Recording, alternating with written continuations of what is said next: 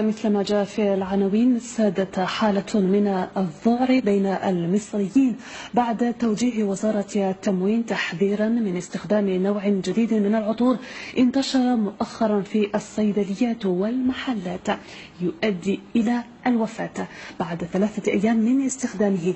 التحذير المصري جاء بعد شهر عن إطلاق وزارة الدفاع الوطني الجزائرية لتحذيرات استباقية بخصوص نفس العطر قبل أن تمتد المخاوف نحو 6 دول عربية. تقرير في السياق للينا بالعيد. حالة من الخوف والذعر وسط المصريين بعد توجيه وزارة التموين تحذيرا من استخدام نوع جديد من العطور انتشر في الآونة الأخيرة بالصيدليات والمحلات، والذي يؤدي إلى الوفاة بعد 3 أيام من استخدامه. العطر الذي منعت الوزارة المواطنين من استخدامه يحمل اسم ريلاكس، وقد تقرر شن حملة مكثفة على معظم محلات الهدايا والعطور والإكسسوارات والصيدليات للبحث عن هذا العطر القاتل ومصادرته من الأسواق.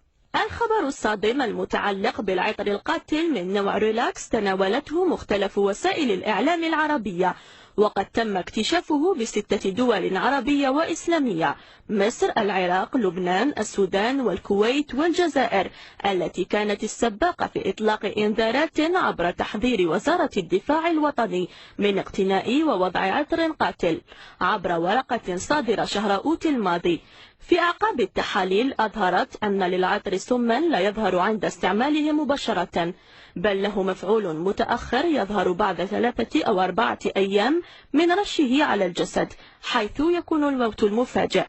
الضجة الكبيرة التي أحدثها العطر القاتل في صمت بالجزائر قبل أيام حركت الجهات المعنية، فمنظمة حماية المستهلك على سبيل المثال أكدت صحة المعلومات بشأن المخاطر التي قد يسببها عطر ريلاكس لمستخدميه، ودعت المستهلكين للتوقف عن شرائه، كما طالبت من الشباب والفتيات الذين قد يملكون عينة منه بالتوقف عن استعماله نهائيا.